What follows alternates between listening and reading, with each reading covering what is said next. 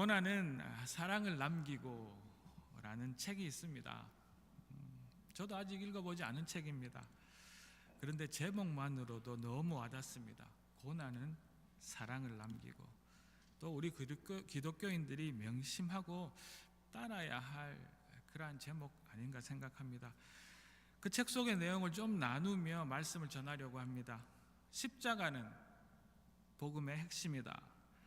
십자가에서 고난, 예수님이 몸소 겪은 십자가 이야기의 비중은 다 다르지만 4개의 복음서에서 십자가의 이야기는 그 복음서 전체의 절반 이상을 차지한다. 일주일의 십자가 순환의 이야기가 예수님의 3년의 공생애보다 더 많이 기록되어 있다. 주님이 선포하신 하나님의 나라의 중심에 십자가가 있다는 강력한 증거이다. 사도 바울은 십자가 외에 다른 것은 알고 싶지 않다고 했고, 종교개혁의 마르틴 루터는 십자가는 모든 것을 시험한다라고 한다. 그 어떤 신학도, 그 어떤 설교도 십자가에 갖다 대면 그 실체가 단번에 드러나기 때문이다. 십자가 앞에서는 하나님의 무조건적인 사랑을 닮은 것인지, 아니면 십자가 앞에서는 다른 사람을 희생시키는 이기주의가 가득한 것인지 또 단번에 우리가 알 수 있기 때문입니다. 십자가 앞에서는 이 고난을 통과한 영광의 승리인지, 십자가 앞에서는 고난은 없고 그저 화려한 영광인지 누가 보아도 그 십자가 앞에서는 바로 알 수 있기 때문입니다. 이제 예수님이 고난을 사랑으로 남기기 위해 십자가의 길을 가시는 사순절이 시작되었습니다. 지난 수요일부터 이제 부활주일 전 토요일까지 6주간의 그 기간을 우리는 사순절이라 부르고 지킵니다. 초대교회는 이 예수님이 십자가에서 죽으시고 다시 부활하실 부활절 그 전까지 이 기간을 거룩하게 보낼 것을 가르치고 있습니다. 우리도 추부를 보셔서 알지만 이제 예수님의 그 십자가 고난과 우리 성도들 자신의 죄에 대한 참회를 생각하며 경건한 40일을 보낼 것을 권면해 드립니다. 오늘이 사순절의 첫 번째 주일입니다.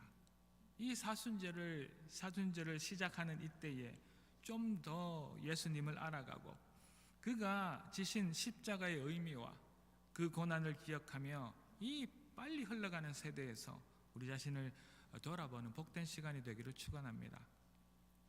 이 사순절 기간 동안 주님이 우리 때문에 받으신 그 죄의 유혹과 그 죄로 인한 십자가 지심, 그 십자가 지심으로 우리가 받은 그 죄의 용서, 그리고 우리 안에 일어나야 하는 진정한 죄의 회개와 구원의 확신이 다시 한 번 더 우리 안에 일깨워지기를 축원합니다. 우리 안에 잠자고 있던 그리스도인의 DNA, 그리스도인의 그 세포들이 다시 살아나기를 소망해 봅니다. 오늘 읽은 이 본문의 앞부분들의 이야기입니다. 그 당시 유대 지방을 다스리던 이 빌라도 총독은 사람들의 요구대로 살인자 바라바라 하는 그 죄인을 풀어주고 예수님을 십자가에 못 박도록, 그래서 예수를 죽이기로 결정합니다. 이 말이 안 되는 결정이 이 역사 가운데 일어났습니다. 얼마 전까지 그들은 예수를 자신들의 왕이라, 그들은 자신들을 로마의 억압에서 그 복정에서 풀어질 강력한 지도자라 따르던 무리였습니다. 자신들이 사는 마을 어귀마다 이제 예수님이 나타나시기만 하면 수많은 무리들이 예수님을 보려고 모여들던 그 무리였습니다. 그들은 예수님이 병든 자들을 낫게 한 것을 보았고, 또 그들은 예수님이 자신들의 배고픔, 그것을 보리떡과 물고기로 먹이던 그 자리에도 있었습니다. 또 그들은 들판에서, 호숫가에서 예수님께서 하시던 그 설교를, 은혜를 가지고 듣기도 하고 하나님의 나라를 사모하던 지금 우리들과 같은 이러한 무리들이었습니다. 그러나 그 중에서 이제 어느 악한 무리들의 선동을 따라 그들은 외치기 시작합니다. 우리에게 바라바를 풀어주시오. 그리고 그 대신 예수를 십자가에 못 박으시오. 이들의 그 강력한 요구로 권력자인 그 빌라도는 아무 생각도 없이 자기들도 죄가 없다 인정하던 그 예수를 이제 십자가에 못 박기로 결정한 것입니다. 오늘 본문 이제 계속해서 26절, 27절을 보도록 합니다. 그들이 예수를 끌고 갈 때에 시몬이라는 구레네 사람이 시골에서 오는 것을 붙들어 그들에게 십자가를 지워 예수를 따르게 하더라. 또 백성과 및 그를 위하여 가슴을 치며 슬피 우는 여자의 큰 무리가 따라오는지라. 이제 아무 죄 없는 한 사람 예수가 로마의 그 병정들에 의해 끌려가고 있습니다.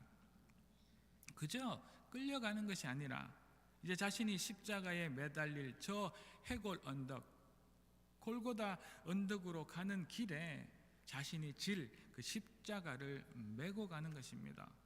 채찍을 맞으며 온 몸은 피투성이가 되었지만 이제 억울하게 짊어져야 할 그 십자가까지 짊어지고 가고 있습니다. 넘어지고 일어서지 못하는 예수님을 위하여서 지나가던 시골 사람 시몬이라는 사람까지 붙잡아 도움을 받아야 할 처지의 예수님입니다. 그런 무너진 예수님을 슬피 울며 따르던 무리들이 있었습니다. 그 백성을 향한 예수님의 마음입니다. 오늘 우리가 만나게 될 놀라운 십자가의 신비, 예수님의 그 마음 첫 번째입니다. 십자가의 신비는 긍휼입니다. 예수님의 마음을 긍휼이라 이야기합니다. 본문 28절 29절을 한번 읽어보도록 하겠습니다. 예수께서 돌이켜 그들을 향하여 이르시되 예루살렘 딸들아 나를 위하여 울지 말고 너희와 너희 자녀를 위하여 울라. 보라 날이 이르면 사람이 말하기를 잉태하지 못하는 이와 해산하지 못한 배와 먹이지 못한 젖이 복이 있다 하리라. 이 십자가의 이야기 가운데 또 다른 말도 안 되는 광경을 우리는 지금 보고 있습니다. 죄 없으신 예수님이 가장 극악무도한 죄인들이 지는 십자가를 지게 될 그 결정이 그 첫 번째 이해되지 않는 광경이었다면 또다시 우리 보통의 사람들의 머리로는 이해할 수 없는 일이 방금 읽은 이 본문 가운데 일어나고 있음을 우리는 보게 됩니다.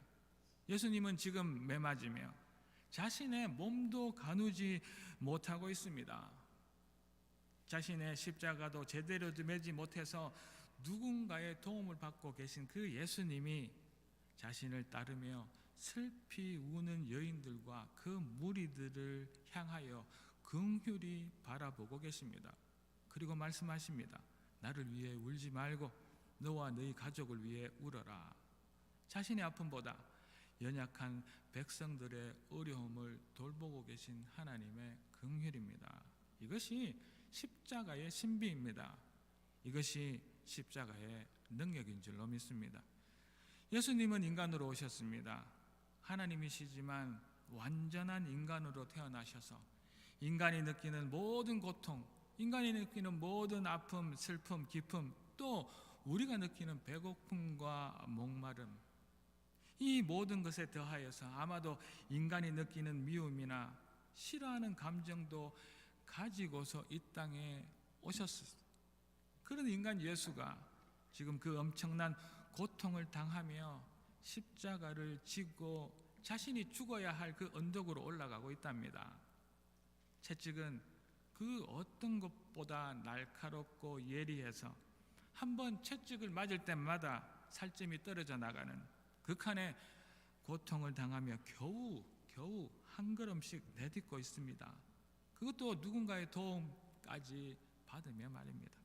그런 그가 그런 너무 고통으로 지친 인간 예수가 자신을 울며 따르는 여인들과 그 무리들에게 나를 위해 울지 말고 너희를 위해 너희 자녀들을 위하여 울으라 라고 말씀하고 계시는 것입니다. 혹시 위선은 아닐까요?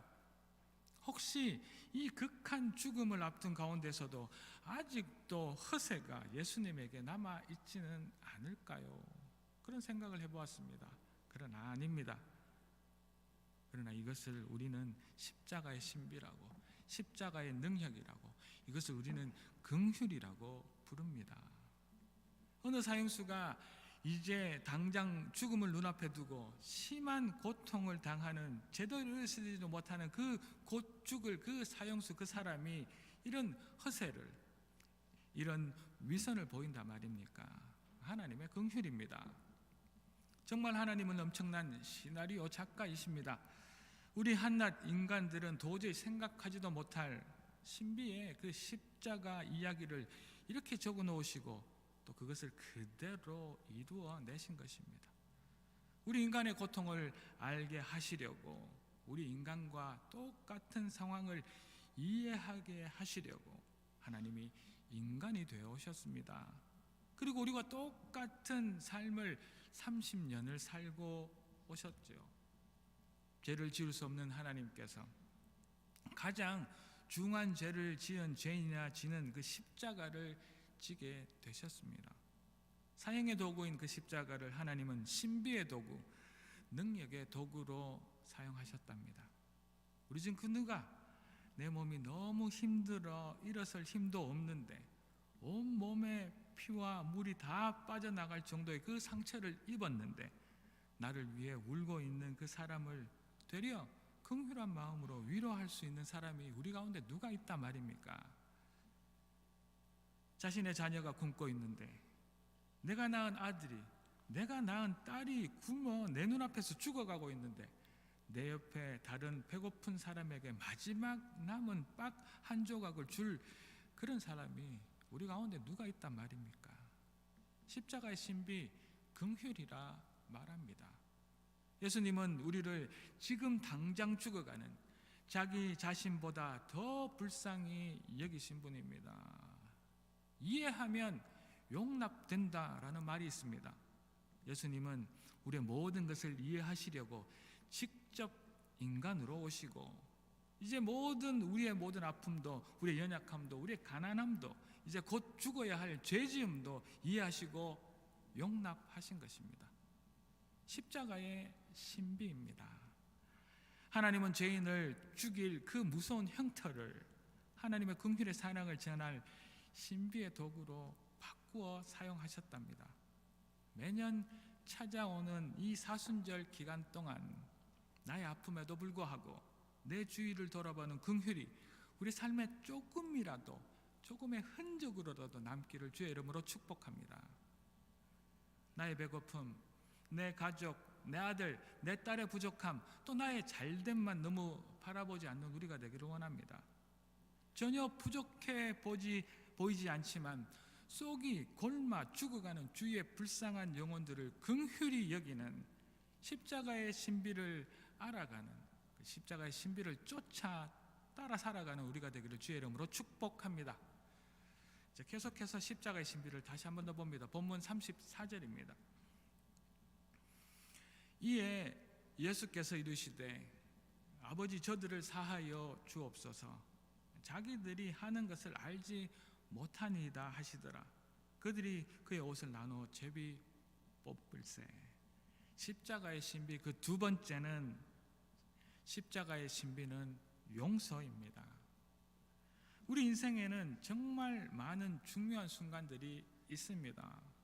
자기 자신은 자기가 태어난 그 순간을 볼 수 없겠지만은 자신의 그 부모님에게는 자녀들이 태어난 그날이 절대 잊을 수 없는 가장 기쁜 순간입니다. 누군가에는 대학 입학이, 또 누군가에는 군대 제대하는 그 순간이, 또 누군가에는 결혼할 여인을 만나는 그 순간을 자신의 인생에서 가장 중요한, 잊지 못할 순간이라 말합니다. 이러한 중요한 순간만큼 우리 유한한 생명을 가진 인간의 삶에서 나와 가족들을 위한 중요한 순간이 있다면 그것은 바로 죽음을 맞이하는 임종의 순간일 것입니다. 우리는 그 중요한 순간, 죽으며 마지막 어떤 말을 남기고 떠나기를 원하십니까? 내 자식, 내 재산, 내 꿈을 아쉬워하며 떠나지는 않을까요? 두려운 마음이 있습니다. 스펄전 목사님은 마지막으로 떠날 때 예수님 나를 위해 돌아가셨습니다 라고 말하고 떠났습니다. 그리고 또 존 웨슬리는 하나님이 우리와 함께 하시니 너무 좋습니다 하며 하나님 곁으로 떠났다고 합니다. 사람이 죽으며 남기는 마지막 말은 그 사람의 인격과 그가 살아온 온 인생에 대해 많은 것을 말해줍니다. 예수님은 이제 십자가에서 숨을 거두시기 전, 임종하시기 전 7마디를 남기셨습니다. 머리에는 가시 면류관을 쓰시고 옆구리에는 창에 찔려서 온 몸에 물과 피를 쏟으시며 또 손과 발에는 못에 박혀서 숨도 쉬기 힘든 그 상황에서 마지막 온 힘을 다해 7마디의 말씀을 남기셨습니다. 이것을 우리는 가상칠언이라 이야기합니다. 십자가 위에서 하신 7마디 말씀, 그것을 가상칠언이라 이야기합니다. 그 첫 번째입니다. 아버지, 저들을 사하여 주옵소서. 두 번째입니다. 오늘 네가 나와 함께 낙원에 있으리라. 세 번째, 여자여 보소서 아들이니이다. 네 번째, 나의 하나님 나의 하나님 어찌하여 나를 버리셨나이까. 다섯 번째, 내가 목마르다. 여섯 번째, 다 이루었다. 그리고 마지막 7번째, 아버지여 내 영혼을 아버지 손에 부탁하나이다. 그중 첫 마디가 방금 읽은 본문 34절의 말씀, 아버지여 저들을 사하여 주옵소서. 용서의 말씀을 마지막 가상칠언 중 첫 번째 말씀으로 용서를 택하셨습니다. 아버지, 저들이 자신들이 지금 무슨 잘못을 하고 있는지, 자신들이 얼마나 많은 죄를 짓고 있는지 도무지 모릅니다. 저들을 불쌍히 여기시고 용서해 주십시오 하신 것입니다. 이 또한 십자가의 신비입니다. 십자가의 용서의 능력이라 말합니다. 이곳에 또 한 번 말이 안 되는 광경이 벌어지고 있습니다. 살인자인 그 바라바를 대신해 사형인 십자가를 예수님이 지게 될 그 결정을 하는 그 못된 광경이 벌어지더니, 또 그렇게 자신이 심한 고통과 죽음의 절규로 쓰러져 있는 그 상황에서도 자신을 위해 울고 있는 무리들과 여인들을 긍휼히 여기는 말도 안 되는 광경이 이 말씀 가운데 벌어지더니, 이제는 아무 죄도 없는 자신을 매질하고 욕하고 무시하고 수치를 준 그들, 조금 전만 하더라도 자신을 왕이라, 자신을 메시아라 그렇게 따라다니던 무리들, 이제는 십자가에 못을 박으라 악을 쓰며 외치는 그들을 하나님께 용서해달라는, 그들의 죄를 사해달라는 그 말도 안 되는, 또 우리로서는 도무지 이해되지 않는 광경이 오늘 본문 안에서 또 일어나고 있는 것이지요. 이해가 되지, 여러분들은 이해가 되시는지요? 혹 한 번도 생각해 보지 않거나 아니면 예수님이시니 당연하다 생각하고 계시는지요? 그러나 나에게 이 일이 일어난 일이라면 절대 일어날 수 없는 용서입니다. 나에게, 내 가족에게, 내 아들에게, 내 딸에게 있는 일이라면 절대 있을 수 없는 용서이겠지요. 나를 해치는 자들에게 그 용서라니요. 내 재산, 내 가족, 그들을 괴롭히는 무리들에게 용서라니요. 차라리 7배를 더 갚아줘야 직성이 풀리던 우리들입니다. 그러나 십자가 위에서 첫마디 입술을 떼십니다.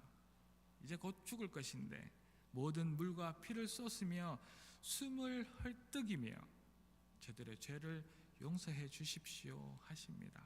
이것이 십자가의 놀라운 신비입니다. 이것이 하나님이 우리에게 허락하신 십자가의 용서입니다.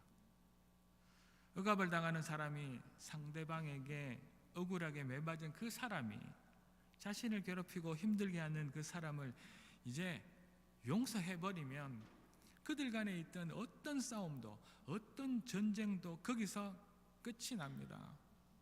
이것이 용서의 능력입니다. 십자가의 용서는 죄의 그 어떤 간악한 꾀도 무력하게 만들어버리지요. 죄의 공격, 죄로 인해 죽을 수밖에 없는 그 죄인들을 이제 용서해버립니다. 이 용서는 죄를 이용하던 원수들, 우리의 죄를 이용하던 그 사탄 마귀의 강력한 무기인 그 죄를 아무 힘도 없게 만들어 버리는 것, 그것이 용서랍니다. 나를 그렇게 해코지 하는 자를 용서해 버리는데 그 어떤 일들이 우리들 간에 일어난단 말입니까? 십자가의 용서의 능력이 원수를 정복하고 이기는 것입니다. 이것이 십자가의 능력입니다. 예수님께서 사용하시는 그 능력은 칼로, 총으로, 무기로 싸웠던 능력이 아니라 그저 용서, 십자가에서의 죽음, 희생, 이 능력을 사용하셨던 것이지요. 십자가 위에서 베푸시는 이 용서는 그 어떤 사람도 빠뜨리지 않고 이곳에 있는 누구도 해당되는 용서입니다. 그 누구라도 용서받을 수 있답니다. 인간은 나를 괴롭힌 사람을 용서하기 싫고 또 죄인인 내가 다른 사람을 용서할 자격도 없지만 하나님이신 예수님은 자기를 십자가에 매달고 조롱하던 그 군졸들도, 자신을 배신하고 그 십자가에 못 박으라 그렇게 소리치던 그 무리들도, 예수 믿는 사람들을 괴롭히고 박해하는 그 어떤 악한도 십자가에서 하나 빠짐없이 용서하실 수 있습니다. 이것이 십자가의 신비, 하나님의 능력, 용서입니다. 우리 모두 용서받은 자인 그 사실을 알기를 주의 이름으로 축복합니다. 죄가 가져다주는 내 안에 숨기고 싶은 아픔, 수치, 죄의 압박감, 그리고 저주, 이 모든 것을 예수님께서는 십자가에서 짊어지시고 돌아가셨습니다. 여러분들이 이런 경험을 해보셨습니까? 언젠가 수련회에 가셔서 자신의 죄를 어떤 메모지에 적어서 그 적은 그 쪽지를 십자가에 꽂아보신 경험이 있으십니까? 어떤 강사들이 여러분들에게 십자가 가운데 그런 프로그램을 했은 적 없으신가요?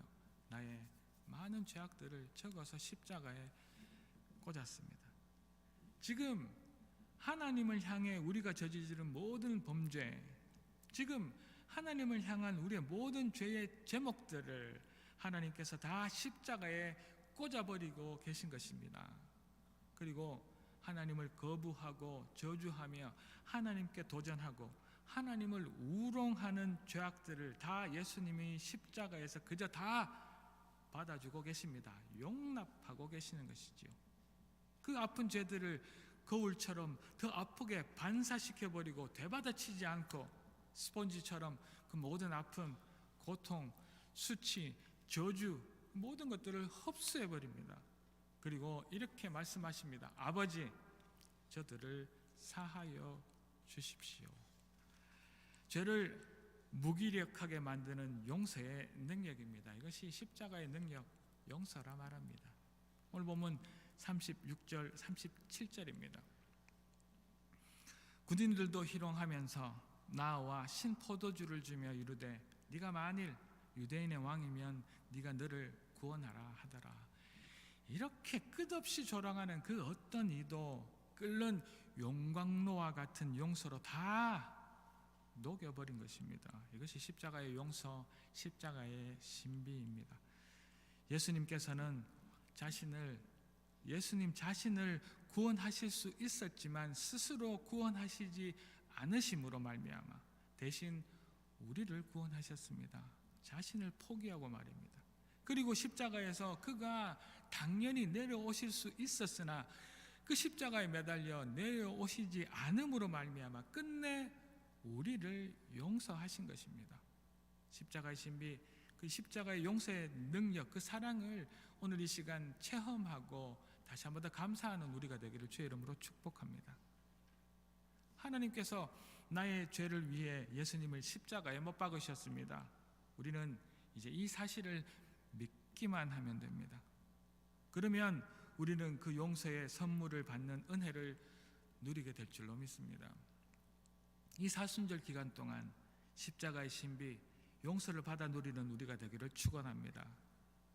주님이 십자가에 주신 용서의 사랑을 나를 괴롭히는, 나를 힘들게 하는 그 누군가를 위해 나누는 복된 시간이 되기를 축원합니다.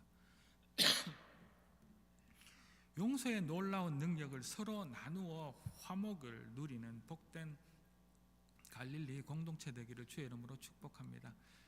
사랑하는 갈릴리 가족 여러분, 십자가는 복음의 핵심입니다. 십자가 앞에서는 그 어떤 것도 그 실체를 단번에 드러내도록 만드는 하나님의 능력입니다. 이 사순절 기간 동안 주님이 우리 때문에 받으신 죄의 유혹과 죄로 인한 십자가 지심, 그리고 십자가 지심으로 받은 우리 죄의 용서, 그리고 우리 안에 일어나야 할 진정한 죄의 회개와 구원의 확신이 또 우리 안에 있는 그리스도인의 그 DNA와 그 세포가 다시 한 번 더 꿈틀거리며 살아나는 복된 시간이 되기를 축원합니다. 우리 예수님이 우리의 죄를 위해 지신 십자가는 그 어떤 인간도 이해할 수 없는 신비한 능력입니다. 자기 자신도 매를 맞으며 자기 자신도 배고픔을 참으며 다른 누군가의 필요를 위해 위로하고 불쌍히 여기는 긍휼, 이것이 십자가의 신비랍니다. 십자가의 놀라운 능력이랍니다. 예수님은 십자가 위에서 마지막 7마디 말씀을 나누셨습니다. 그리고 그 첫 번째 말씀이 아버지 저들을 사하여 주십시오. 자신을 십자가에 못 박으라 그렇게 악을 쓰던 자들, 채찍으로 창으로 고통을 주던 자들까지 십자가 그 위에서 그 첫 번째로 하신 일, 그것이 용서입니다. 십자가의 용서는 죄의 그 간악한 꾀를 무기력하게 만듭니다. 십자가의 그 용서가 힘이 아닌 그 십자가의 용서만이 원수를 정복하고 이기는 진정한 힘이랍니다. 이 놀라운 십자가의 신비가 우리의 삶 모든 가운데 증거되어지고 또 그 십자가의 긍휼과 용서가 다 이해되어지는 그 십자가의 능력으로 살아가기를 결단하는 복된 사순절 기간 또 이후에 우리의 삶이 되기를 다시 한번 이 아침 주의 이름으로 축복합니다. 기도하겠습니다. 할렐루야. 하나님을 찬양합니다. 하나님, 그저 돌아온 사순절이 아니라 하나님께서 저희들에게 무언가 깨달아 알아라고 주신 시간인 줄 믿습니다. 예수께서 십자가에 돌아가신 그 십자가의 신비를 알게 하십시오.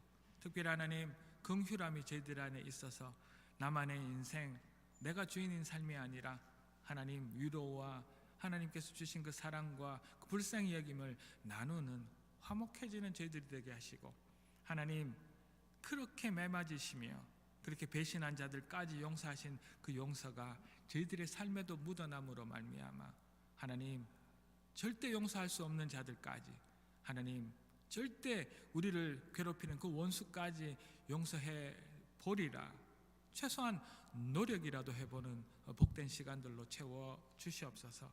그리하실 하나님만을 찬양하옵고 이 모든 말씀 살아계신 예수 그리스도 이름으로 감사드리며 기도 올리옵나이다. 아멘.